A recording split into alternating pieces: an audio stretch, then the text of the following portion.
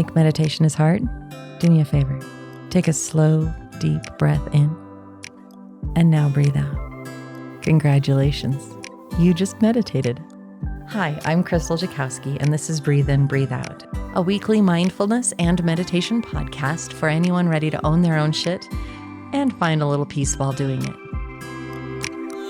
In this episode of Breathe In, Breathe Out, I talk about the latest sacred circle that we had at the Beam and Bell. And while I reference August a couple of times, originally this was supposed to come out in August, but I loved the message so much I decided to move it up. So I hope you enjoy this episode about our sacred circle, declaring freedom and independence from the shackles that hold you back, and a little bit about the yin and yang.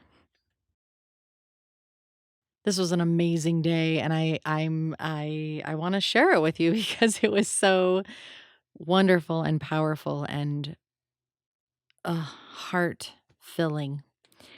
I do a thing here at the farm called a Sacred Circle, and I do it with Reverend Rachel Harrison, who has a Recover Your Soul podcast. Feel free to look her up. She's amazing. We do it every month on the first or second Saturday of the month, and we have a gathering. We limit it about 20 people, 18 to 20, depending on what's going on. And there are always these beautiful moments of insight and inspiration, of shifting and change, of healing, of connection. And this month, I haven't shared in the past because it just is, but this month there was just something so different and so much more about it. And I was laying in the guided meditation that Rachel did today, and I just thought I have to do a podcast on this. I really have to share this. The past couple of months, we decided to do kind of a deeper dive into the yin-yang energies of life and the fact that yin is so restful. It's typically mentioned as feminine. It's darker because it's cooler and it's earthy and it's grounded. It's nurturing. There's so many wonderful words used to describe it. Introspective. I think of a hermit in a nice winter cabin with snow on the top. And then there's the yang energy, which is more expansive and active instead of the restful. It's also white. The sun is typically the yang, while the moon is the yin. White is yang. Black is yin. I talk a lot about the fact that I feel like I operate more in the yang, expansive, get shit done aspect of life. And I feel like I should personally try to bring in more of that yin energy, that restful, restorative, healing energy. And yet my yin is so strong. My fire is very much just, I'm here. So I'm learning how to be a little bit more yin. I am very yin when I'm with a client. I am very yin when I'm guiding someone through a life transformation, supporting them and holding space for them. I can be very yang when I'm teaching, when I'm speaking. I bring this up because today we always have everyone pull oracle cards, and that's our icebreaker. Everyone gets to pull an oracle card.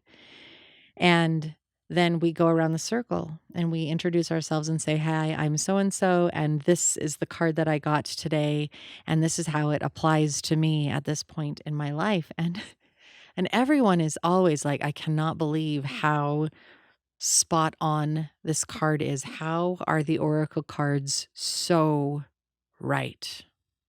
How do they know what we need? And I just smile. I really just smile because it is the oracle cards. And today, I wore a white dress, and Rachel wore a black dress. Yang is white,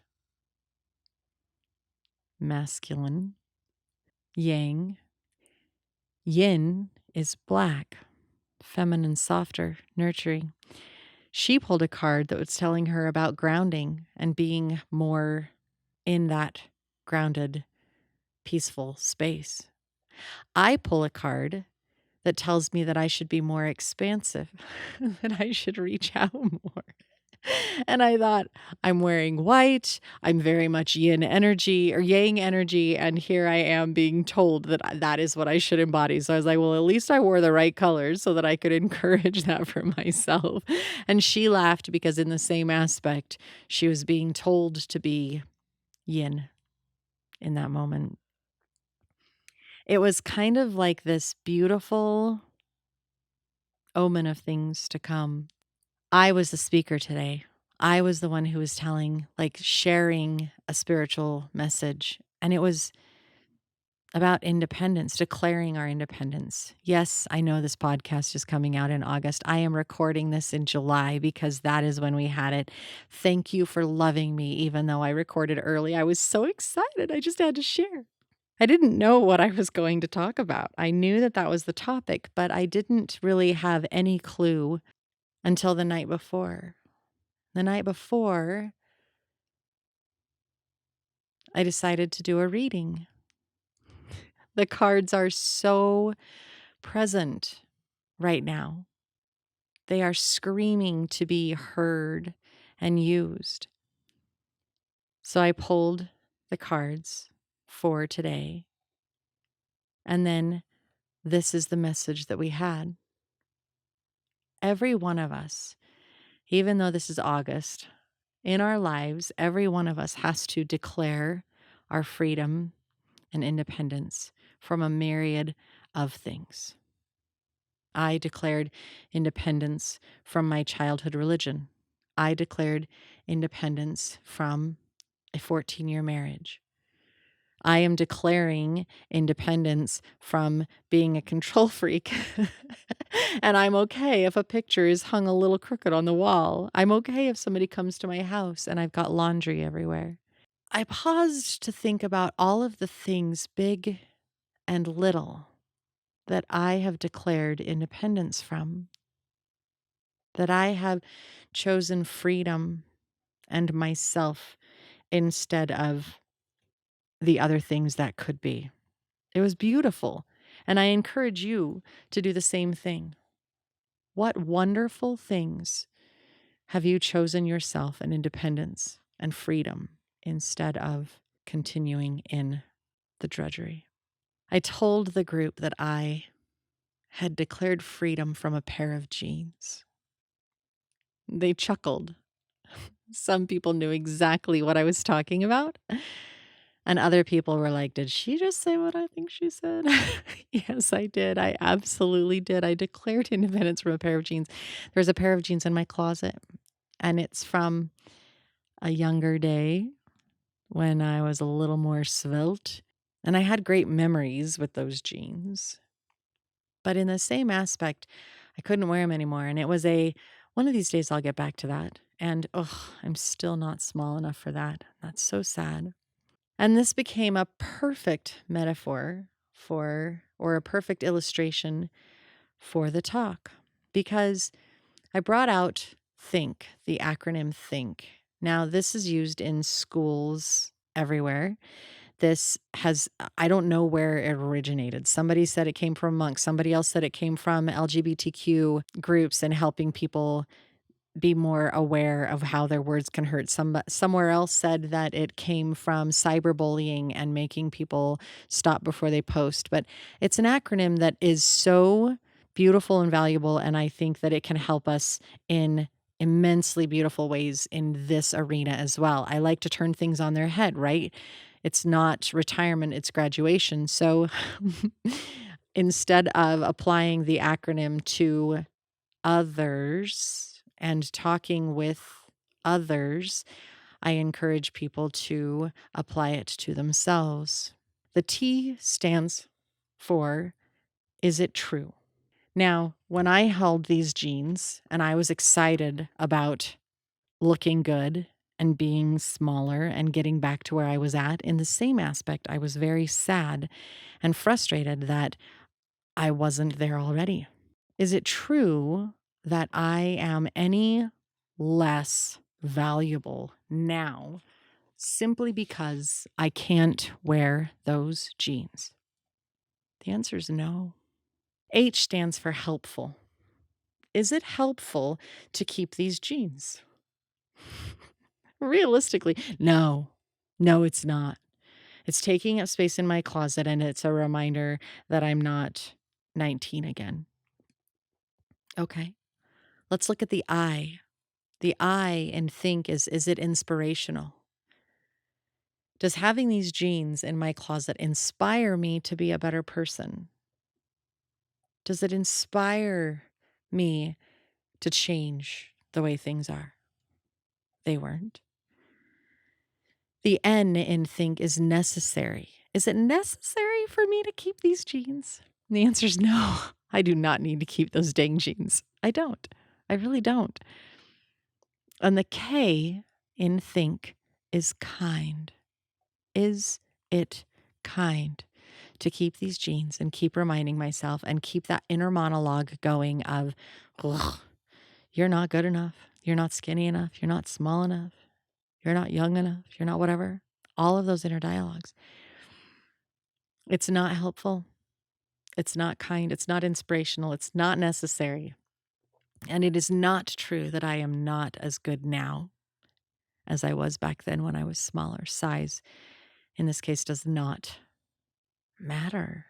I've had spiritual growth, so maybe that adds to my little growth in my belly and hips. I've had 2 kids. It's okay. So I talked about my genes, and I talked about this think acronym as a way that we can start breaking free. How do we shift and shake off all of the weight and the beliefs and the bullshit that we are carrying around? All of those beliefs that hold you back. The next one that you have, I know there's one in your head right now. I want you to stop with that thought. Think, is that thought true? Was that thought helpful in any way, shape, or form? Was it inspiring? Was it necessary? And was it kind to yourself? I think the next step in shaking off the shackles that have been holding us back is to tune into our higher power. You see, it wasn't about the genes. This was about my inner truth, myself, my beliefs. And these are beliefs that I have chosen, or these are beliefs that somebody else gave to me. And I said, sure, I'm going to pick that and agree with it.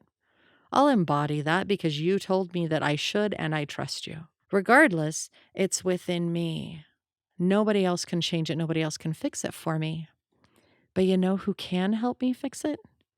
When I don't have enough faith in myself to be amazing and live up to my own potential, there is a higher power who sure as shootin' can. That power, endless love, only wants your highest good and greatest potential, only seeks for you to have joy and love. So why not tune into it? You have that thought and you're thinking, you're doing the T.H.I.N.K, you're working through it, and you're still struggling just a little bit, and you say, gosh, what am I going to do? And you know what? Tune in. And I encourage you that when you tune in, you stop and listen. What do they have to say? Because if you ask, but then you just move, it's not going to get you anywhere. It's really not. You're just stuck. This beautiful, higher power, loving energy will guide you, hold you, nurture you, comfort you, support you, direct you if you ask and allow. I just cannot tell you enough how much that has changed my life. So you think about whatever that is, that shackle that you're shaking off, that belief, that weight, the backpack of rocks. Is it true? Is it helpful? Is it inspiring?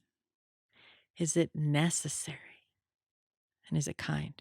And then you check in with your higher power and make sure that you're still doing okay. And you get a little reinforcements as far as that's concerned. And then you know what the last thing is? It's recognizing that there will be grief and loss as you break free. There will be friction. There will be pain. You can't hide from it. Even though we are choosing something new, something different, there will be challenges. It might be super upsetting. So you will have grief. You will have to feel that, experience that. And then after you have experienced it, you can take it, find the gift in it, and then move on. In finding the gift, instead of being painful and overwhelming, it's a gift. You know that you learned a lesson, you grew, you were fantastic. What? How amazing is that? I'm so glad. And then you get to look back with gratitude saying, yeah, I did that. I learned the lesson and then I chose to move on and it hurt. And yet I'm stronger for it. Getting a divorce hurt. It was so difficult. And yet I'm so much stronger, so much better than I ever was. I'm so grateful for it because of the lessons I learned throughout the marriage and throughout the divorce. You have the ability to choose into something different. You have the ability to declare your independence from whatever it is that you need to, from the shackles, from the upset, from the frustration. You can do that. Think. T.H.I.N.K first. And if you need an extra boost, check in with your higher power. And then recognize and give space to the grief and the loss that you'll feel while acknowledging that you are growing and improving and doing so much better. Thank you for listening. Give yourself a hug. And I look forward to seeing you, hearing you, being with you next week here on Breathe In, Breathe Out.